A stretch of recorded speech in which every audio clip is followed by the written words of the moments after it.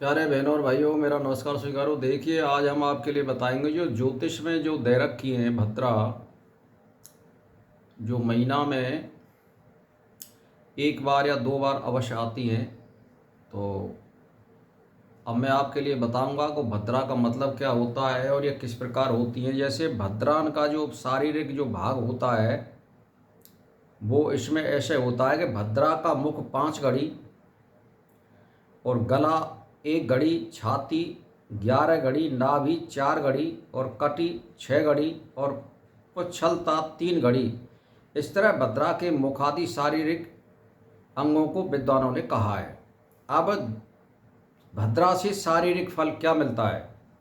भद्रा मुख काल में कार्य विध्वंस करती है और गला में मरण और छाती पर धनहानि और कटी प्रदेश में बुद्धि विलय यानी नाश और नाभि में कलय और पुच्छ भाग में कार्य करने पर विजय मिलती है। इस तरह भद्रा के अंग विभाग के अनुसार फल ये आचार्यों ने बताया है। अब मैं ये बताऊंगा कि जो पत्रा में चंद्रमा की जो स्थिति दे रखी है, चंद्रमा किस राशि में रहता है और तब इसका क्या फल होता है। तो देखिए, भद्रा जब स्वर्ग में रहती है तो स्वर्ग में जब चंद्रमा, जैसे मान के चलिए मेष राशि में आता है चंद्रमा, या कर्क राशि में ऐसा आता है, या वृश्चिक राशि में और मीन राशि में, ये 4 राशि हो गई। तो इनमें जब चंद्रमा रहता है तो ये स्वर्ग में भद्रा कहलाती है। आप सोच लो।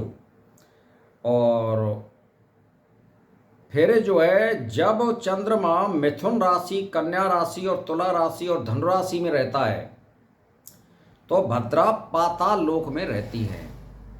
4 का विभाग किया गया है। और जब चंद्रमा वृष, सिंह, मकर, कुंभ राशि में संचार करते हैं चंद्रमा, तो भद्रा पृथ्वी लोक पर रहती हैं। ये 4 हिसाब से यानी 12 राशियों का विभाग हो गया है। अब ये बताएंगे आपके लिए कि इन भद्रान में शुभ और अशुभ फल क्या होता है जब ये रहती है। जैसे मान के चलिए, स्वर्ग में भद्रा रहने पर यानी शौक और मौज देती है और पाताल में धनागमन, और जब मृत्यु लोक में हो तो तब किसी प्रकार की कार्य सिद्धि नहीं मिलती है। यानी कहने का मेरा मतलब यह है कि जब भद्रा स्वर्ग में रहती हैं तो अच्छा होता है, शौक होता है, और पाताल में धन का गमन होता है, ये भी सही नहीं है। और जब मृत्यु लोक में होती हैं तब किसी प्रकार की कार्य सिद्धि नहीं होती है। तो यानी 2 तरह की भद्रान को आप सही मान सकते हो। जैसे स्वर्ग लोक में यानी मेष, कर्क, वृश्चिक और मीन, और पाताल लोक में जब मिथुन राशि में चंद्रमा, कन्या राशि, तुला राशि और धन राशि में, तो इनमें लगभग मान लो हमारे लिए ये भद्रा सही रहती है। बाकी के जो पृथ्वी पर जो भद्रा रहती हैं यानी मृत्यु लोक में, वो बहुत ही कष्टकारी हैं। जैसे वृष राशि का चंद्रमा, सिंह राशि का, मकर राशि का, कुंभ राशि का, इनमें यदि चंद्रमा रहता है, पत्रा में लिखा हुआ रहता है, तो ये पृथ्वी पर भद्रा मानी जाएंगी और यहाँ पर कोई भी शुभ कार्य नहीं हो सकता है। ये इसमें देखने की एक विधि है। जो पत्रा जानने वाले हैं, जो जानते हैं, उनके लिए मैं नहीं बता रहा हूँ। जो नहीं जानते हैं, जो अनभिज्ञ हैं, उनके लिए ये संदेश है। तो भद्रा को जानना सीखें। पृथ्वी लोक पर असलियत बात ध्यान देने की है। वृष राशि, सिंह राशि, मकर और कुंभ राशि, इन 4 राशियों में जब चंद्रमा संचार करता है तो ये पृथ्वी लोक पर भद्रा मानी जाएंगी, जिसको विष्टि भी कहते हैं। तो इसमें कोई भी कार्य सिद्ध नहीं होता है, बार त्योहार भी नहीं मनाए जाते हैं, हवन आदि क्रिया भी नहीं की जाती हैं। तो आप देख लीजिए, इस तरह से मैंने आपके लिए बताया है। फिर इसमें बताया है कि सोमवार और शुक्रवार को भद्रा हो तो उसका नाम कल्याणी होता है, और शनिवार की भद्रा वृश्चिक कहलाती है, और गुरुवार की पुण्यवती नाम से जानी जाती है, और अन्य बार सूर्य मंगल बुध को भद्रा होने पर उसका नाम भद्र का होता है।